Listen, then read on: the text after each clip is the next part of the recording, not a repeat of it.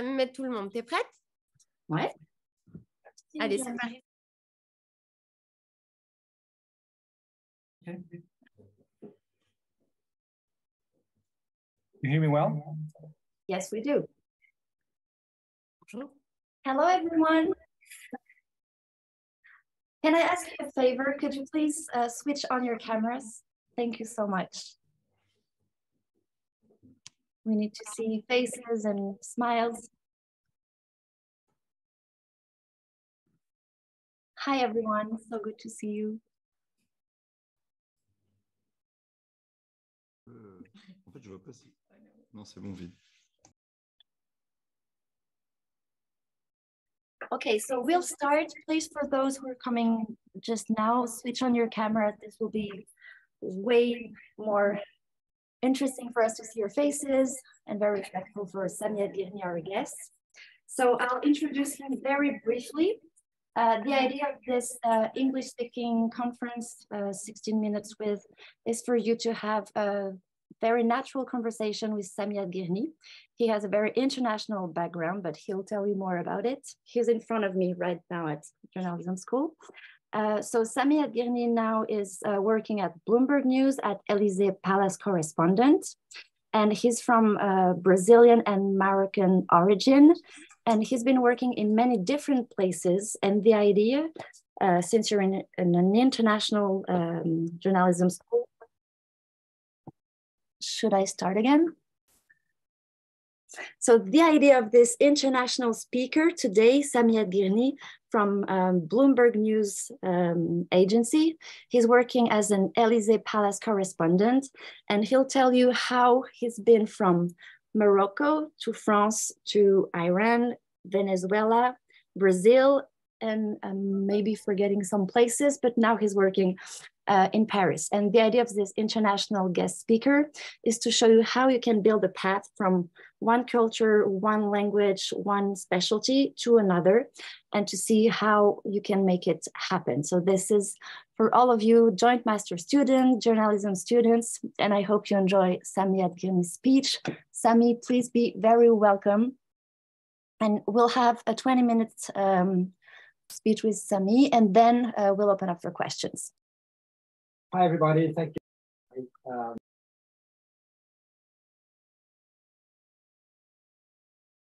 Le micro de Samy est coupé. On n'entend pas bien Samy.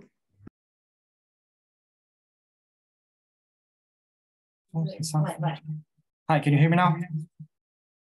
So thank you, Marie. Thank you, Sciences Po, for having me. It's a real honor, privilege to be here talking to smart young folks who want to become journalists.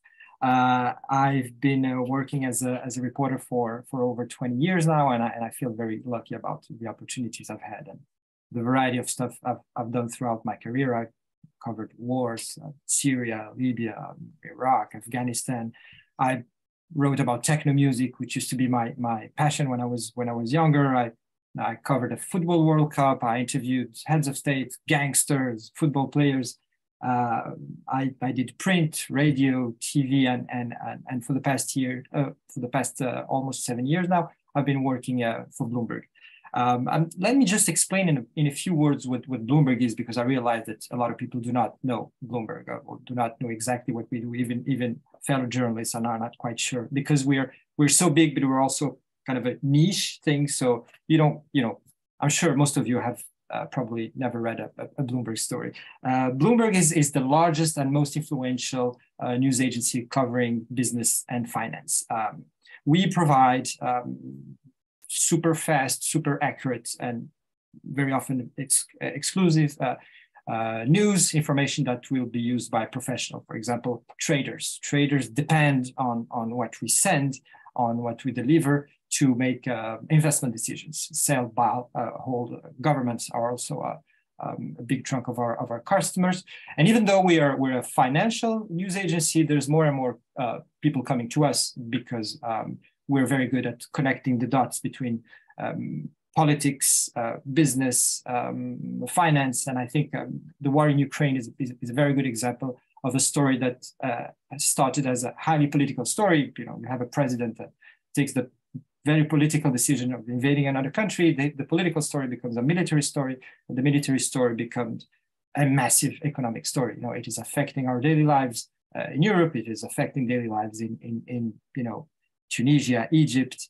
It's also a story about sanctions. So this is the kind of story where Bloomberg does it better than the competitors. And as Marie was saying, my current job now is covering Élysée, which involves spending a lot of time with Macron, and a lot of travel involved. And I also cover foreign policy. But yes, as Marie was saying, I think one of the things that I want to share with you and that you may be interested in is the fact that indeed I have switched from one working language to the other throughout my career. And I have joined an American company, a very, very American company, even though I am not a native English speaker. English is a language that I learned as a kid. One of the reasons why I'm comfortable with languages is because I have a multicultural background. My father was Moroccan, my mom is Brazilian, and I was born in France. So that gave me three languages almost from the start, even though Portuguese came a bit later. So even though I was born in France, I grew up in Morocco, and very, very modest background. You know, I had a very modest childhood. We were not starving, but you know, everything was very, very frugal, very simple. Never got nice clothes, never got expensive presents, not much traveling involved, but so that, and then actually that helped me a lot. You know, as a reporter, spending so much time, you know, playing with kids in the streets of Rabat. In the early 90s, we moved to Brazil. That's when I really learned Portuguese. And have always studied, my sister and I have always studied at the French school. So even though we could not afford it, we had a scholarship, so merci la France. And that's actually where I learned, that's not a joke, I learned English and Spanish at the French school.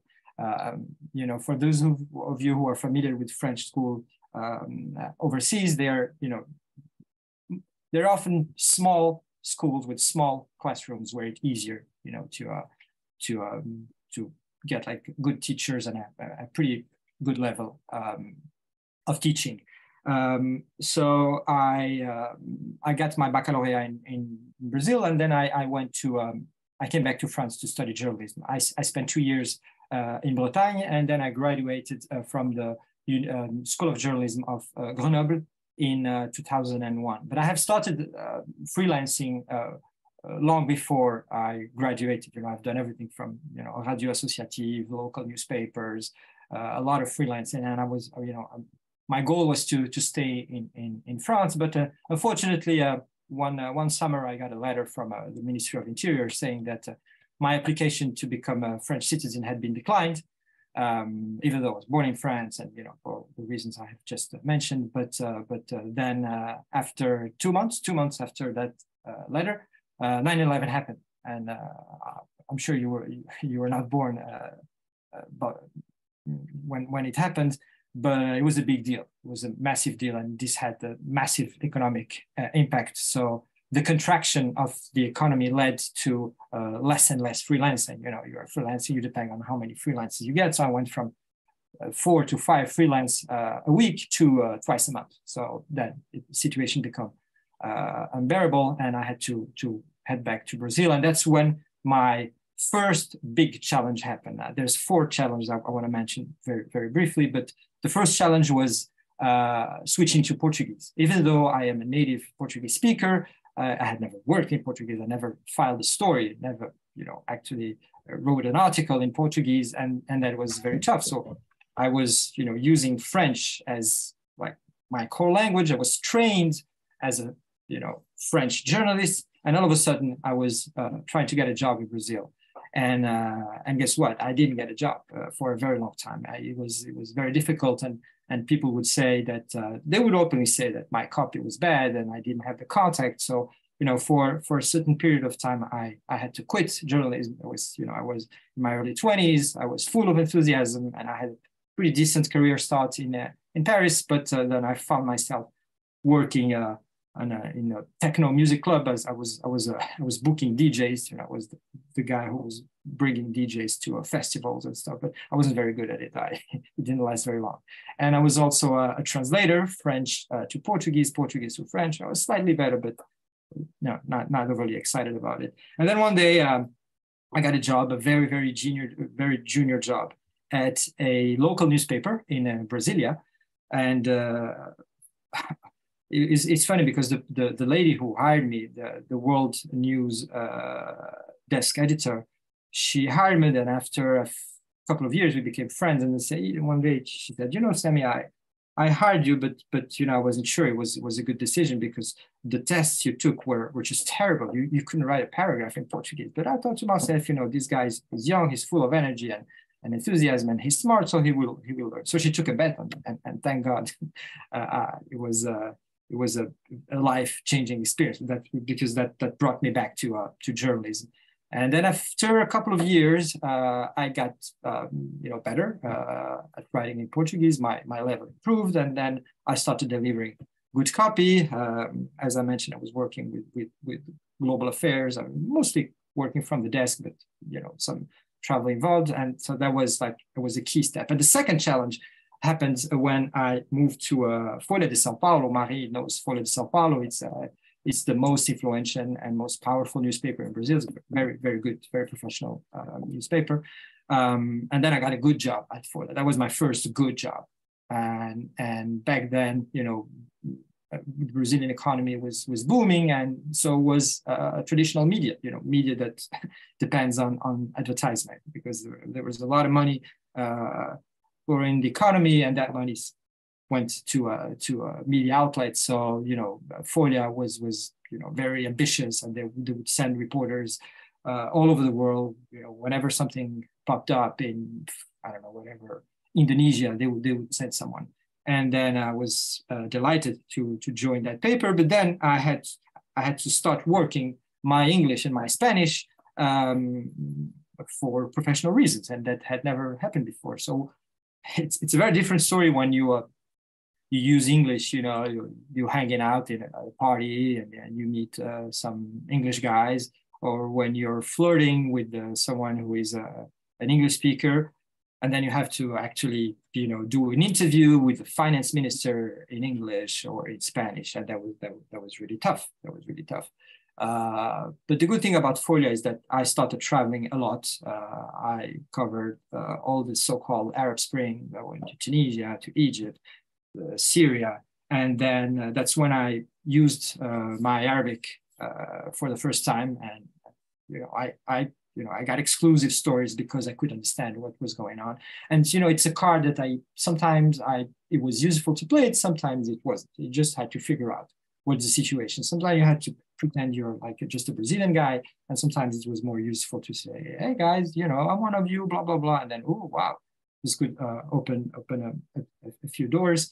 And the good thing also about starting to traveling a lot and covering big stories, and for the first time, I had a taste of what it was to work like for big media covering big stories. And you know, I was younger back then, and you know, all of a sudden I was sitting in Benghazi, in Libya, and I was sharing a car, you know, in the middle of the war. Sometimes you had to work with colleagues. I was sharing a car with that guy from the Financial Times, who, you know, was a big fan of, and the guy I had been reading for years. And then I was just chit-chatting with him, and at night we would hang out, have dinner.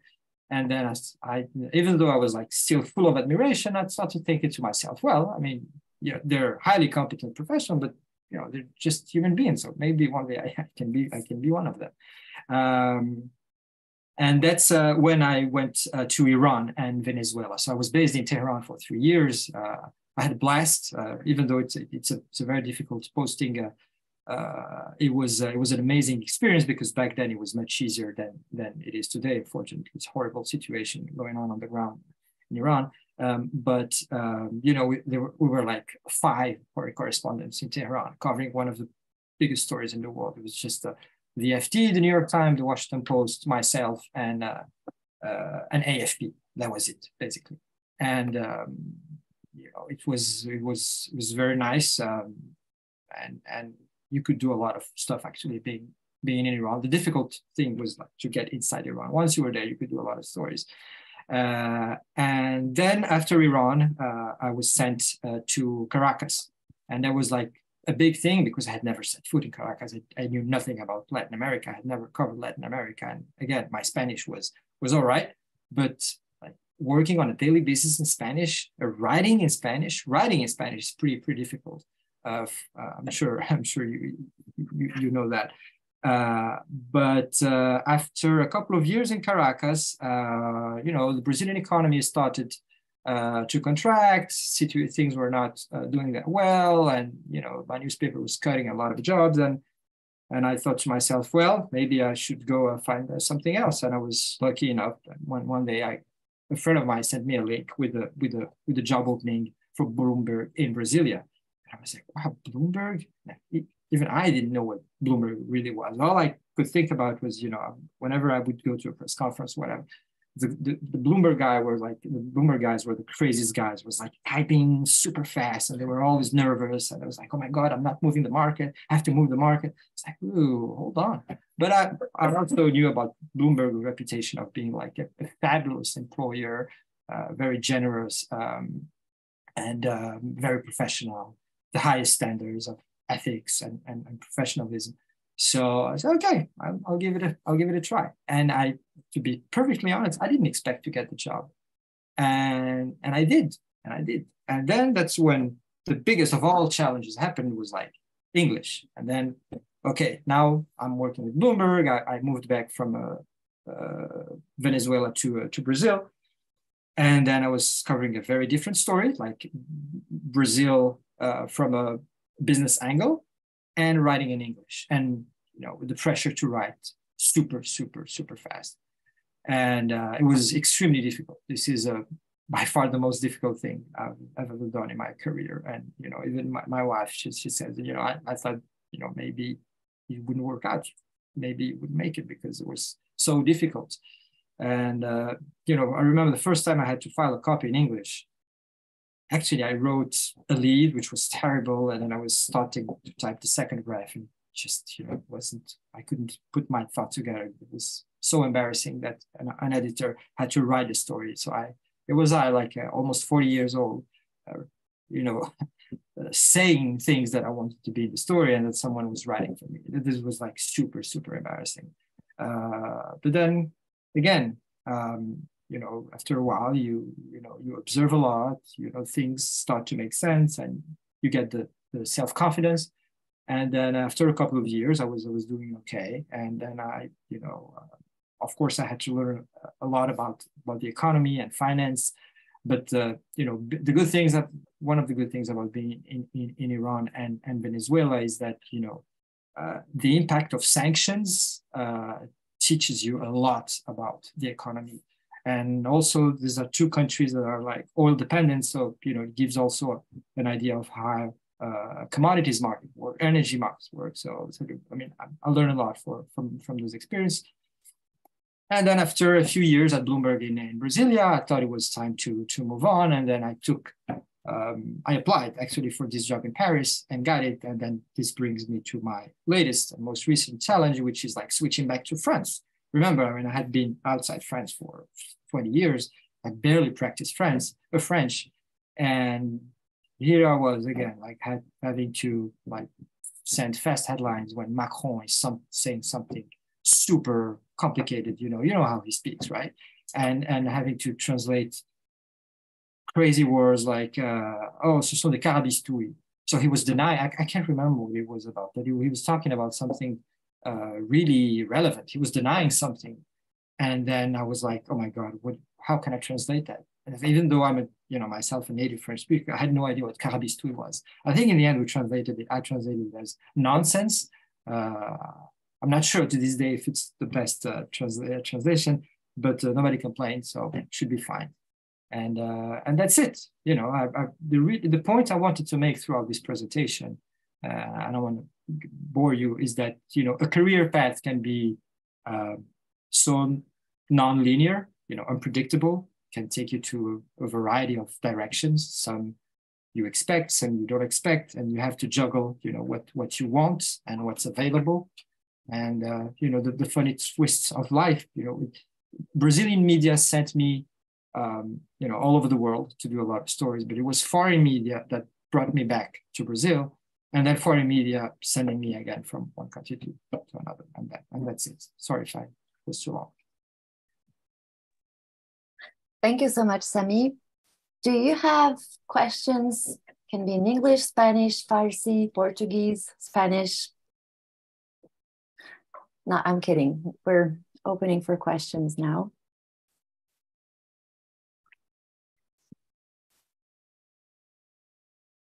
Yes, Gali?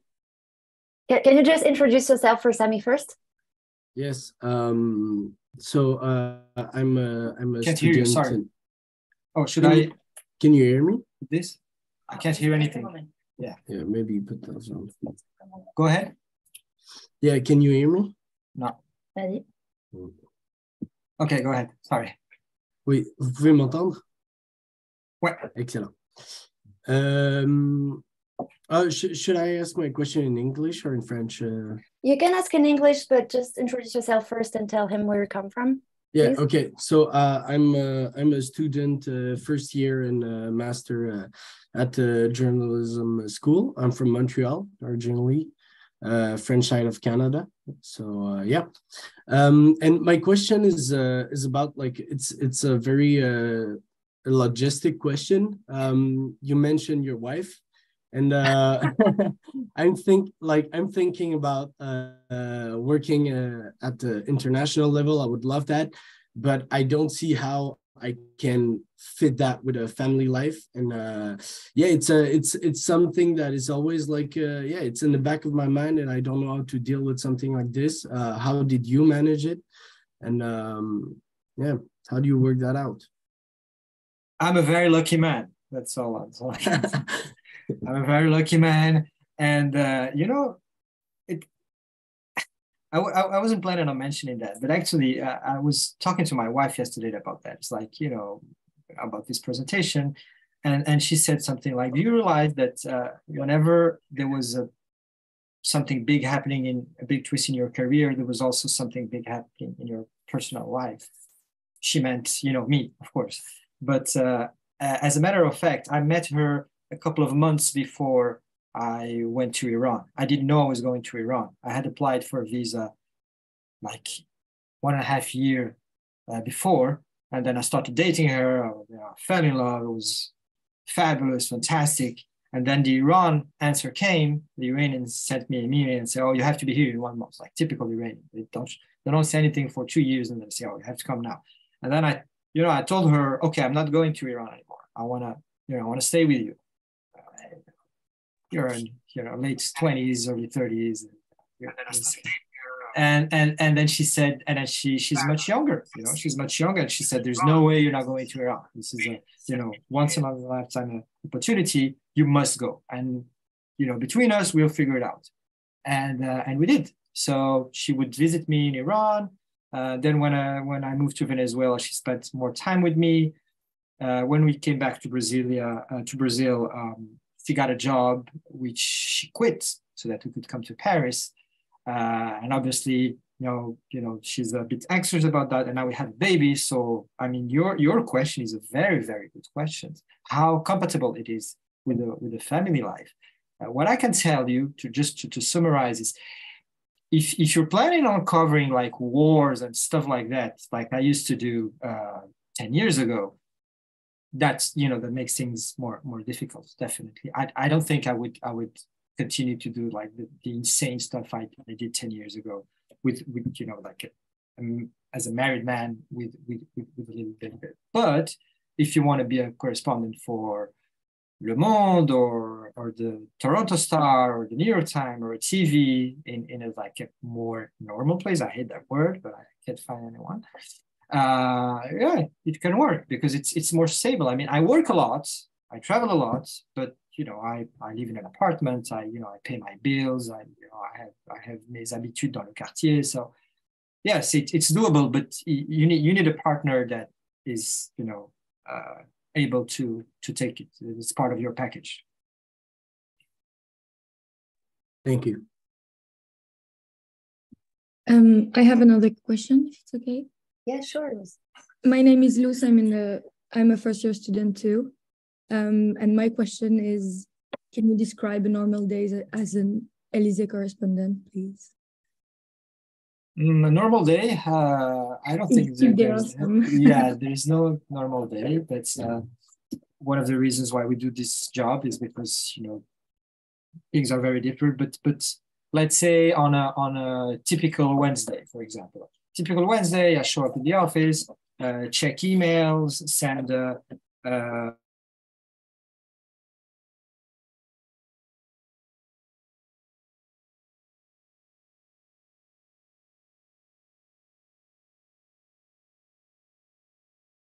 Marie, on a un petit problème. Est-ce que l'ordinateur de Samy fonctionne? Oui, Marie, il y a un petit problème. Oui, j'ai voulu couper le téléphone. Je crois que j'ai coupé Internet. Attends.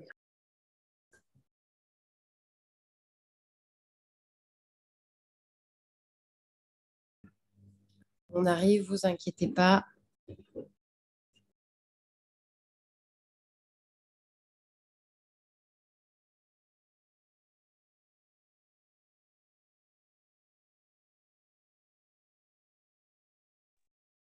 J'ai voulu couper le téléphone, j'ai coupé Internet. Ah, alors attends. We'll be right back. Oui.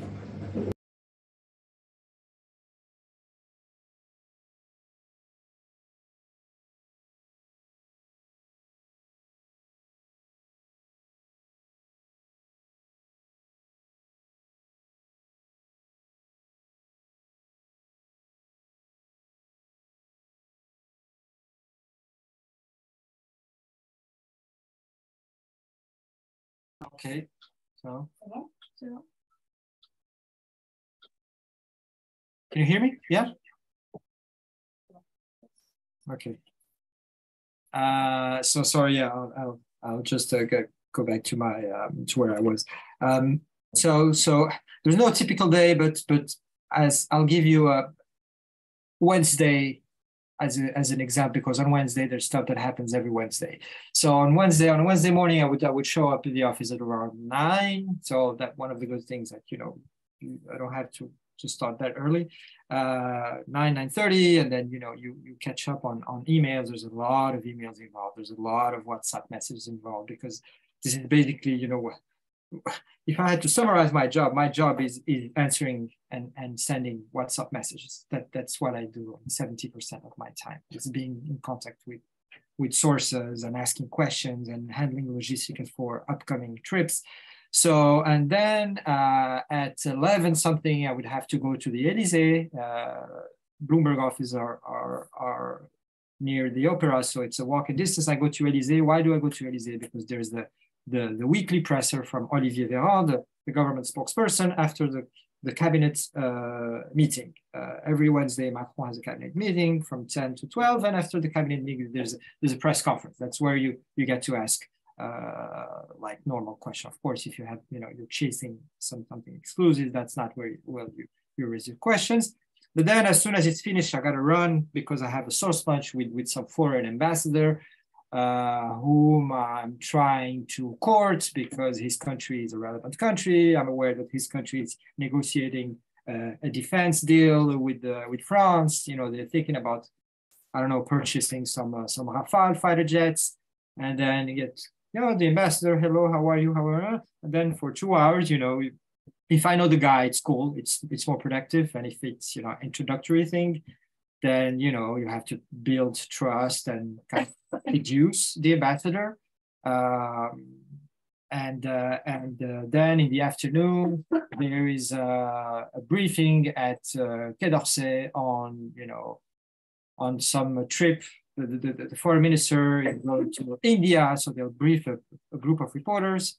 And then maybe you are home, you're thinking, you know, you're done with your day, you know, I'm playing with my baby, and then I have a message at 9:30 p.m. from an Élysée advisor saying, okay, Macron has just spoke with Putin, we're going to brief reporters at 10:30, and then it's like, okay, and my wife is not happy, and then 10:30, I tune in, And because it's, you know, France, they're always late.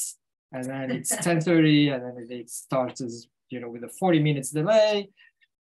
And then it's completely useless. He doesn't say anything interesting. And then that's a typical day. But on Saturday, after tomorrow, I'll be traveling to Indonesia because there's a G20 summit happening next week. So I'll be traveling with the French delegation, with, you know, not in Macron's plane, but, you know, the plane for media and security. And that's where, you know, the big game happens when you're covering a summit. You know, they send, Bloomberg would typically send the guy who covers Macron, the guy who covers Biden, the guy who covers the UK government, and then it's like just a squad of 12 to 15 reporters, and then that's the most competitive and the toughest thing, because it's like 40-hour summit, and that's like, what are they talking about behind closed door? How's the communique going to look like? What is the decision? What's the mood inside the room? And then when you get that nuggets, like obviously when you have someone from a delegation sending you information on WhatsApp on what's going on, that's where like you make a big difference. That's how you make your bosses happy. Yeah, that's it. You know, I would do most of the EU summits, the big bilateral visits. So I might go to Washington, D.C. in early December to cover Macron's meeting with Biden. That's it. You know, it's exhausting, it's intense, but it's exciting. Thank you.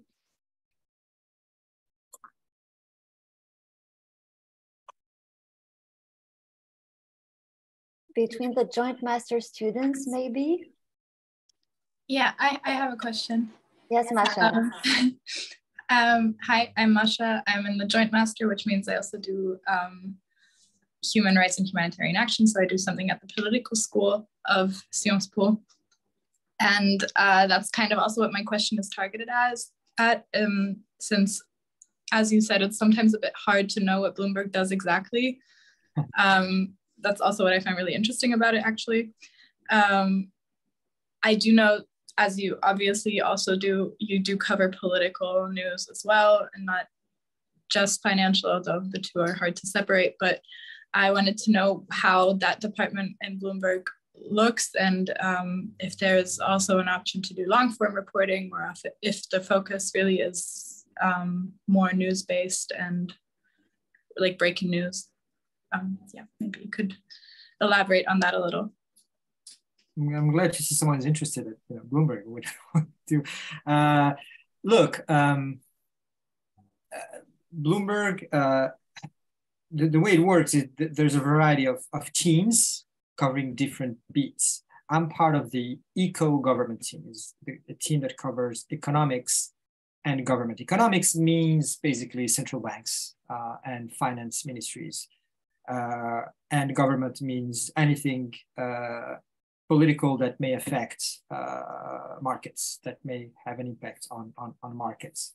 That's the joke about, oh, I'm not moving the markets. Are you moving the market? Did you move the markets? You know, our aim is to move the markets. Like when your story is relevant enough, it really moves the market. It makes the markets like, it makes a price, it sets a price up and down, doesn't matter. It's like the information you brought is setting a price. So there's the EcoGov team, there's the equity teams covering like really stocks, bonds. You have the commodities team covering oil and gas, covering, I don't know, corn, meat, soy, big stories, right? Trade.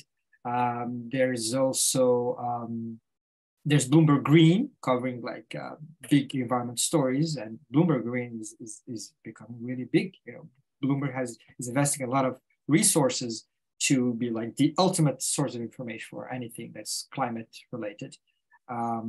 So it's like Bloomberg is really about expertise. You know, we have a lot of nerdy geek reporters. They're like so specialized in what they do. What else? And that's it. I mean, of course, when you're working in a big bureau like London or New York or Hong Kong or Dubai, it's like you have, you know, someone handling this, someone handling that. Paris is a middle-sized bureau because there's about 20 journalists working from Paris. But I used to work for the Brasilia bureau, and Brasilia bureaus is much smaller bureaus. There were like 4 or 5 reporters. And then when you work for a smaller bureau, there's no way you're going to say, oh, I'm not covering this because it's not my beat. Well, you have to cover, anything from, a finance ministry press conference, company earnings, that stuff. If you're not familiar with the jargon, that can be a bit intimidating sometimes. But yeah, and if we do have long formats, yes, you bet. We have like big stories, very ambitious stories, and but we don't do very often.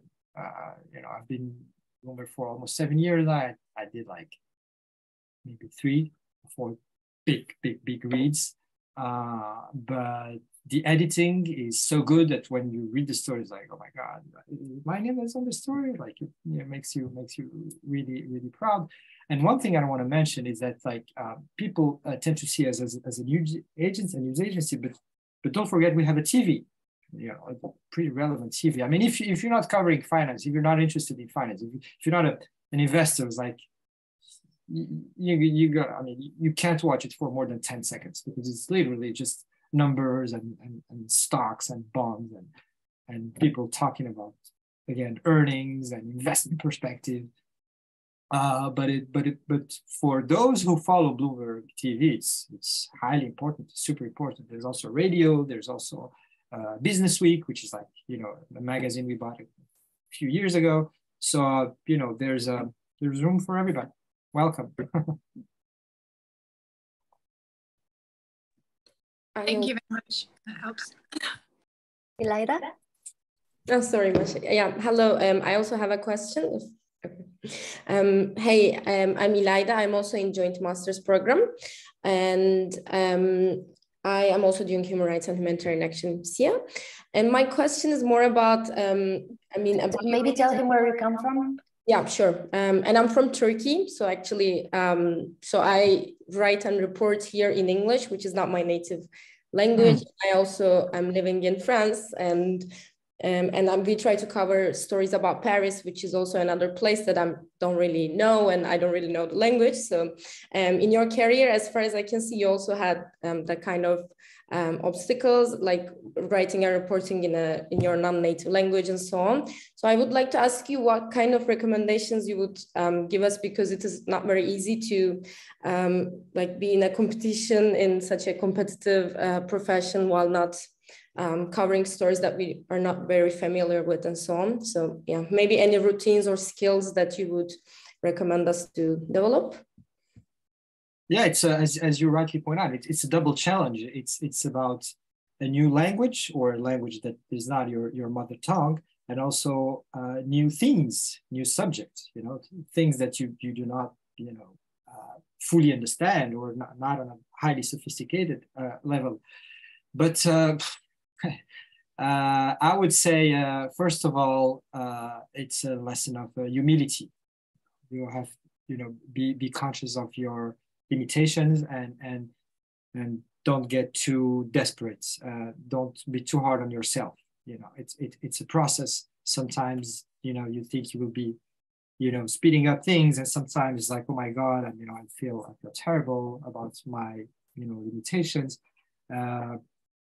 So it's a process. It doesn't come overnight. So the piece of advice I would give you is like read a lot of journalism stories. Go to Bloomberg.com, go to Reuters.com, go to NewYorkTimes.com, and if you're like a print, if you see yourself more of a print reporter, then that's what you should do. Because journalism has its own format, its own language, its own rhythm, its own spirit, I want to say, if we want to go a bit philosophical. And I'm sure you're also aware of the fact that the way we do journalism in France is very different from the way we do journalism in the United States or the UK or probably in Turkey. In France, the narrative is very important. So in France, when you want to say something good about a report, you say, oh, il a une belle plume, he writes really well.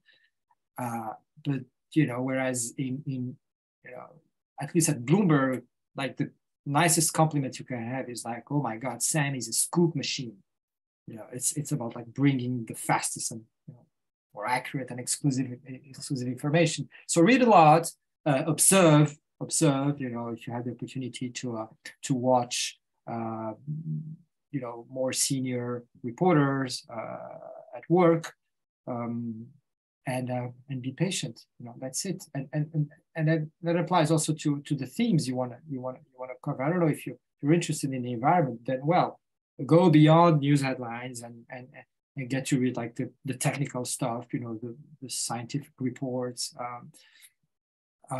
Try to like broaden your scope of sources, and motivation also helps. It's the motivation that will keep you running, and I'm sure if you can combine these things, you'll make it. Thank you.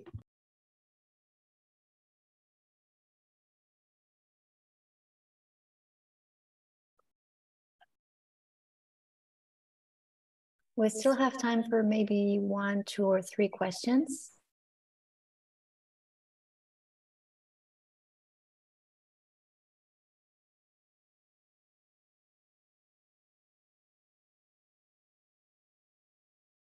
I have one question.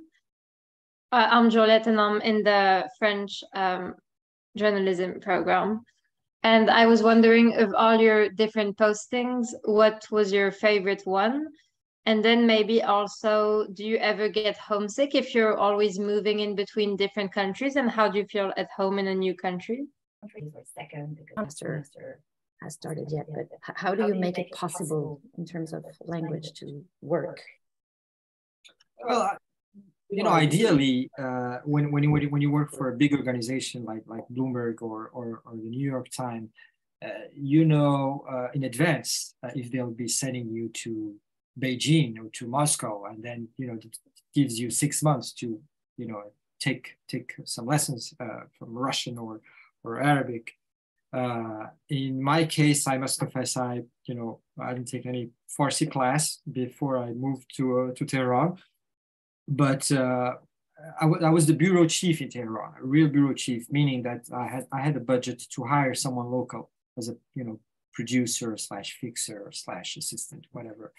And by the way, I made sure I always hired female producers because they were much smarter than the guys, and they would really go that extra mile and more motivated than guys.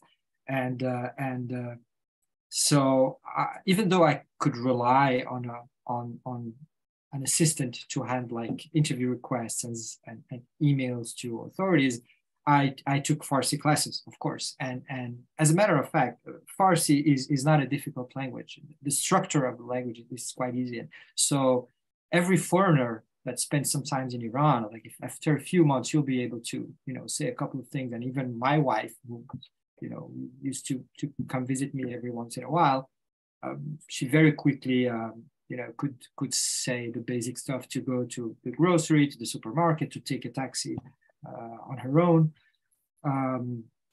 But it doesn't always happen like that, where you have time to prepare. So sometimes it's just happen. You start doing some freelancing, and then you go to some country, or you decide to go to, I don't know, to Russia, for example. And then there's demand, you keep filing stories, and then you realize that maybe it's a good idea to stay. And then you have to, you have to improvise a little bit. But yeah, there's no straight answer. There's no straight answer to that. It depends on the country, it depends on the language. Of course, if you're planning on moving to China, well, good luck with Mandarin. Good luck with being able to work in Mandarin. But if you are Italian and you're going to Argentina or to Mexico or to Brazil, it might be a bit easier. So there's no straight answer. It really depends on who you're working for, and of course your language skills.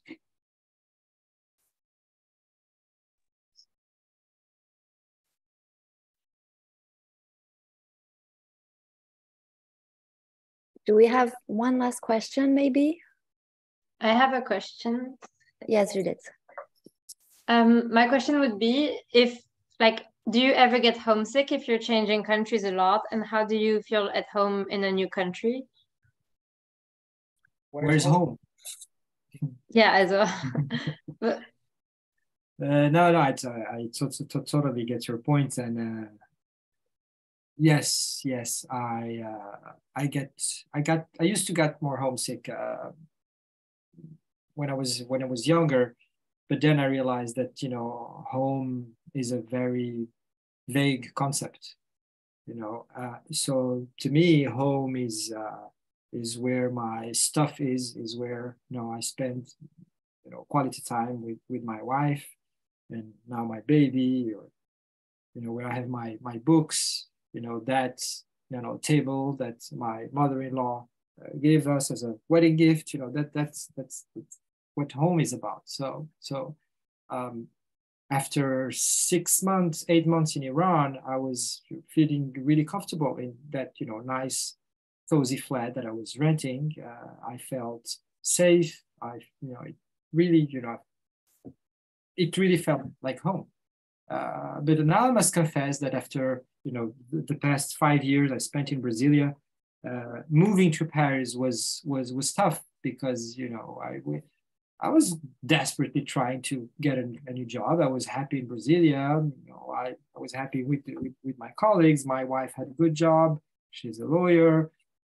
Everything was fine, and then I don't know why I had this idea to apply for that job, and now I'm still in the process of like building this new home in Paris. So yeah, language helps, but this is, bear in mind, this is a country that declined my citizenship request. I wanted to be part of this country, and the country said no, you're not part of this country. So maybe I will apply again. I don't know, but so it's very subjective. It's very, very complex, but I totally understand. And this, brings us back to what your colleague was asking about like how you juggle private life, your personal ambitions and your personal life and your priorities.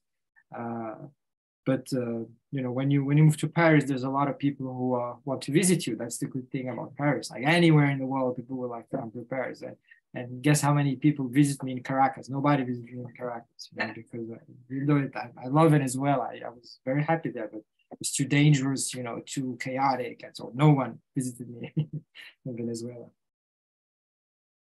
Thank you.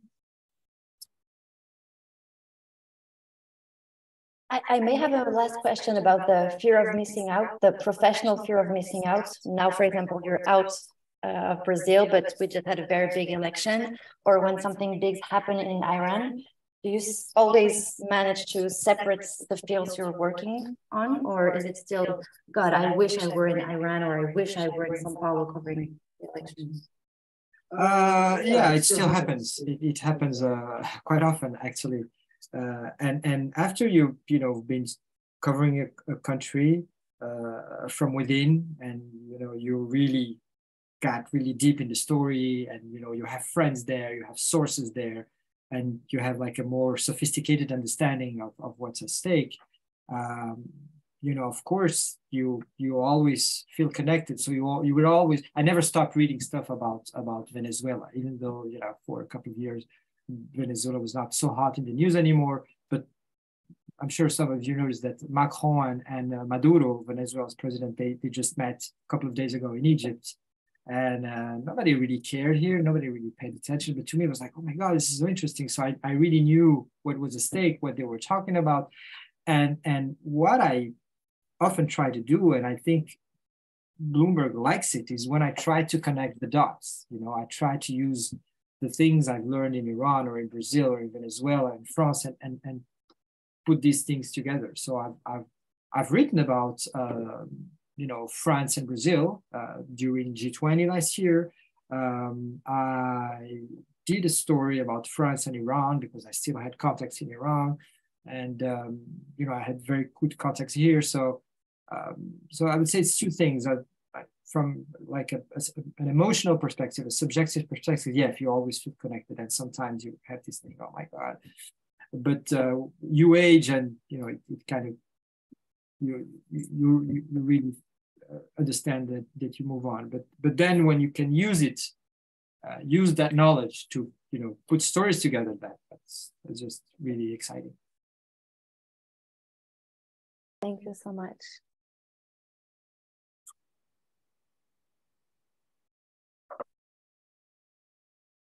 No one? Okay, I think we may say a very big and huge thank you to Samy, who came even with the strike. He's here at Journalism School for those who are in the building. So thank you so much, Samy, for your time and for sharing your experience.